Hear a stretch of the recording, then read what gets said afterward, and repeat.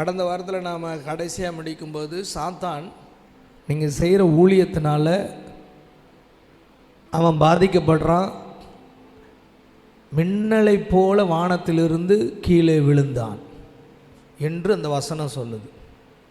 அப்போ ஒருத்தர் போய் ஊழியம் செய்கிறாங்கன்னா ஏதோ ஒரு 4 பேருக்கு சுவிசேஷம் சொல்கிறாங்கன்ற அர்த்தத்தோடு முடியல. அதுக்கு பின்னாடி இருக்கிற பிசாசு கீழே விழ தள்ளப்படுகிறான். ஆமென். சரி, உடனே விட்டுருவானா? கீழே விழுந்தவன் பிசாசு, விழாமலே எத்தனையோ பேரை கவுத்து போடுறான். இப்போ நம்ம கீழே தள்ளி அவனை மிதித்து ஜெயிச்சுட்டு வந்திருக்கோம், விட்டுருவானா? விட மாட்டான். ஐயையோ, என் குடும்பத்தில் அவ்வளோ பிரச்சனை காரணம் பிசாசு தான். ஆனால் அவர் அழகாக சொல்லிட்டார், இந்த பாருப்பா, நீ ஊழியம் செஞ்ச உடனே பிசாசு கீழே விழுவான், திரும்ப வருவான் அவன். ஆனால் உனக்கு இப்போ ஒரு பவர் கொடுக்குறேன்னு சொல்லி தான் போன வாரம் நம்ம பார்த்தோம். என்ன பவர் அது? சர்ப்பங்களையும் தேள்களையும் மிதிக்கவும். சர்ப்பங்கள் என்ன பண்ணோம், தேள்கள் என்ன பண்ணோம்? நம்ம ரொம்ப கொஞ்சி முத்தம் கொடுத்து பாசமாக, ஐயோ என் சொல்லம் பட்டுன்னு கொஞ்சமா டொக்குன்னு ஒரு கொட்டு. ஆண்டவர் சொன்னார், இந்த அளவுக்கு அவன் ஒன்று உன் உயிரை பறிக்கிறதுக்கு வரலாம், அல்லது உன்னை வேதனைப்படுத்த வரலாம், அதை நீ மிதிப்பேன்ட்டார். எவ்வளோ பவர் கொடுக்குறாரு பாருங்க. அவன் வந்துடுவான் அப்படின்னா நீ பயப்படாத. அவன் உன்னை வேதனைப்படுத்த வந்தாலும் சரி, உன்னை அழிக்க வந்தாலும் சரி, அவனை நீ மிதிக்கிற அளவுக்கு உன்னை நான் மாற்றிடுவேன். ஆமென் சொல்லுவோமா? சத்துருனுடைய சகல வல்லமையும் மேற்கொள்ளவும், இது மட்டும் இல்லை, அதையும் மேற்கொள்ளவும் உனக்கு அதிகாரம் கொடுக்கிறேன் என்றார். சரி, இப்போ இதெல்லாம் நான் ரொம்ப ஆசீர்வாதமாக இருக்கிறேன், நான் ரொம்ப சந்தோஷமாக இருக்கிறேன், எனக்கு ஊழியம் செய்ததில் நிறைய ரிசல்ட்டை பார்க்க முடிஞ்சுது, ரொம்ப பயங்கர பவர்ஃபுல்லாக நான் ஊழியம் செஞ்சேன்.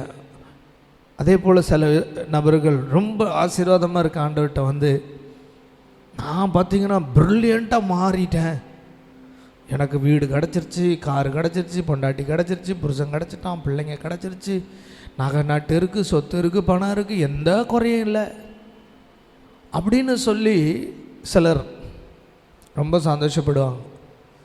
ஆண்டவர் சொல்றாரு, நீ வல்லமையாக பிரகாசிக்கிறதுக்காக அல்லது நீ ஆசீர்வாதமாக இருக்கிறதுக்காக எனக்கு என்ன குறை இருக்குது அப்படின்னு நினைக்காம, உனக்கு இருக்கிறது எல்லாவற்றை காட்டிலும் எவ்வளோ இருந்தாலும் நீ நினைக்க வேண்டிய ஒன்றே ஒன்று என்ன?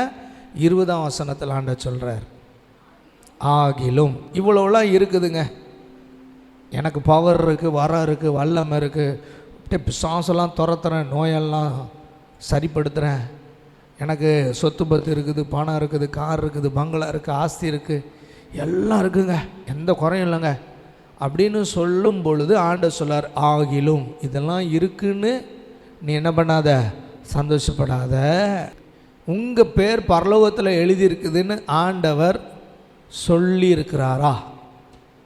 உன் பேர் பரலோகத்தில் இருக்குப்பா அப்படின்னு சொல்லியிருக்காரா?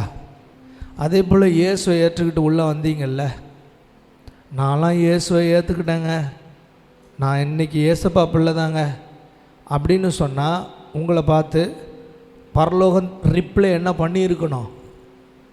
எப்பா நீ என்னை ஏற்றுக்கொண்ட, உன் பேர் ஜீவ புஸ்தகத்தில் பரலோகத்தில் எழுதப்பட்டிருக்குன்னு சொல்லணுமா வேண்டாமா? சொல்லலைன்னா என்ன அர்த்தம்? ஒன்று நீங்கள் ரட்சிக்கப்படலைன்னு அர்த்தம், உங்கள் ரட்சிப்பு அங்கே போய் எட்டலைன்னு அர்த்தம், இல்லை அவர் சொன்னது நீங்கள் கவனிக்கலைன்னு அர்த்தம். நீங்கள் கவனிக்காமல் இருக்கிற அளவுக்கு அவர் சொல்ல மாட்டார் இந்த விஷயத்துலலாம். உங்கள் ரட்சிப்பை தான் நீங்கள் சீர்தூக்கி பார்க்கணும். ரட்சிப்பு என்றால் என்ன?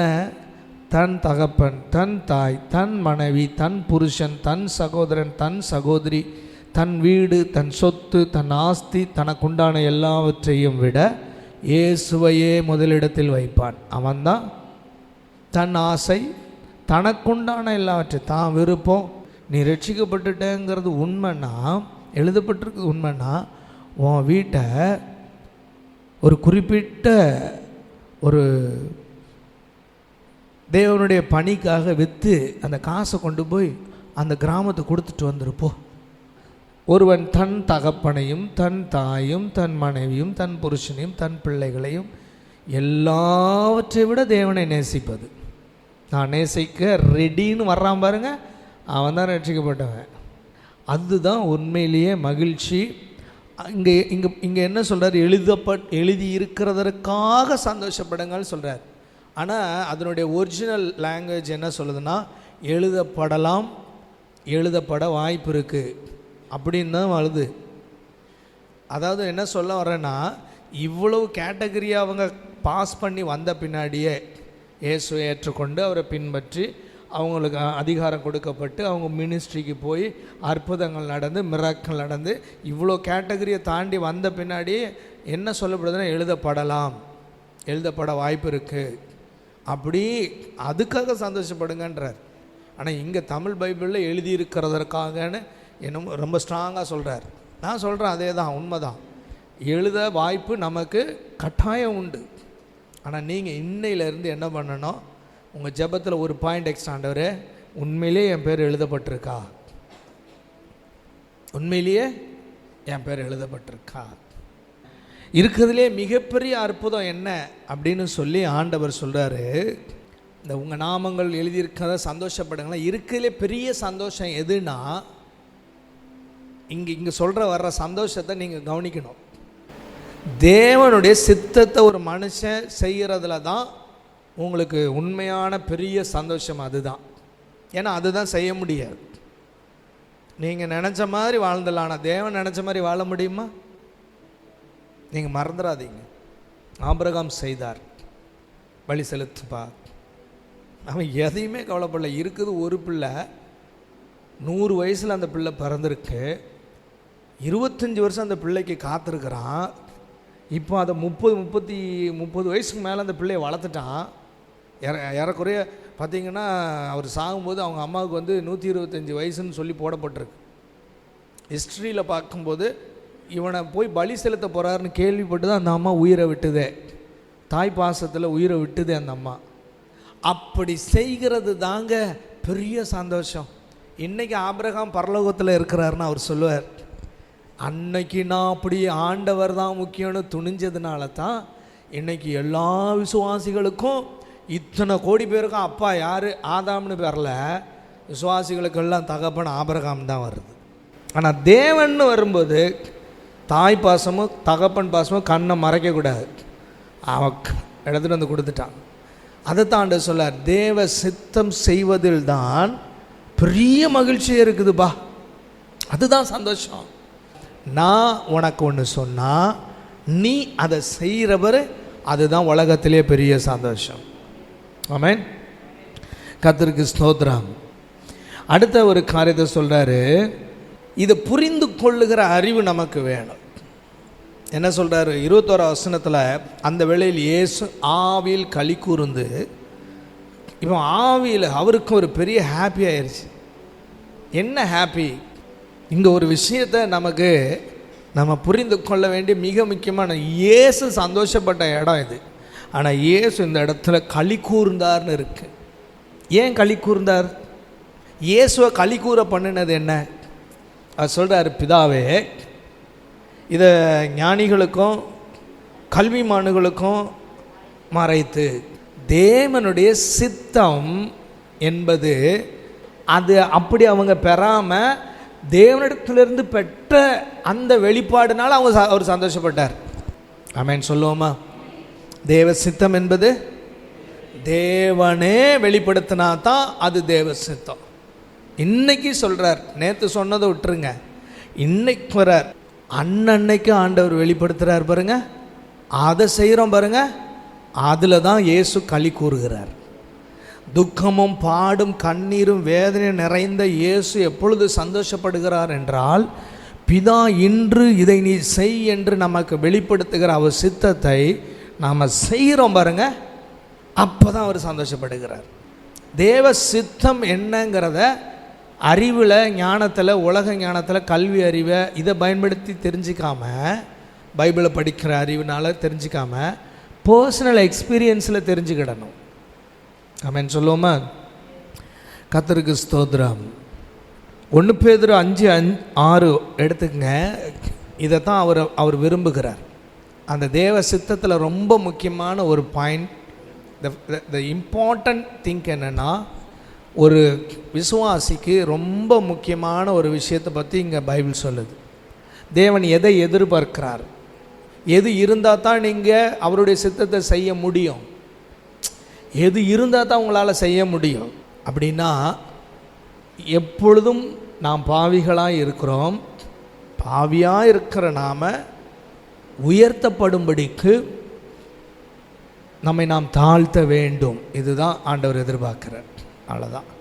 நமக்கு ஆண்டவருக்கு முன்னாடி தாழ்த்துற குணம் இருந்தால் தான் நாம் என்ன பண்ண முடியும், தேவ சித்தத்தை செய்ய முடியும்.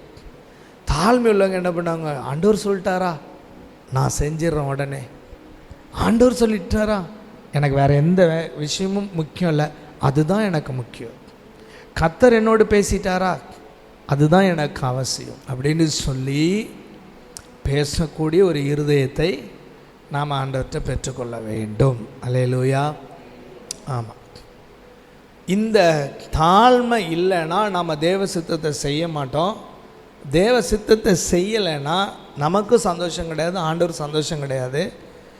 அப்போது நாம் பரலோகத்தில் நம்ம பேர் எழுதியிருக்காங்கிற அந்த நினப்பே மறந்துடணும், அங்கே போகவும் முடியாது. தேவன் வெளிப்படுத்துவார்.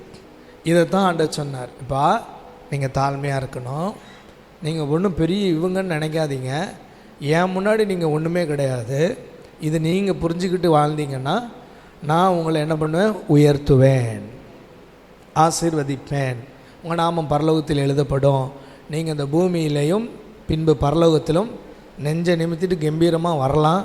ஆனால் உங்களுக்கு எப்போவும் அந்த தாழ்மை இருக்கணும். ஜோமன்லாமா? பரலோகத்தில் இருக்கிற ஆண்டவர் களி கூறுவார் என்கிற அழகான காரியத்தை இன்று நாங்கள் கற்றுக்கொண்டோம். உமக்கு மகிமை உண்டாற்றும் அப்பா, அதற்கு நேராக எங்களை நடத்துவீராக. இயேசுவின் நாமத்தில் உமக்கு மகிமை செலுத்தி ஜெபிக்கிறோம் நல்ல பிதாவே.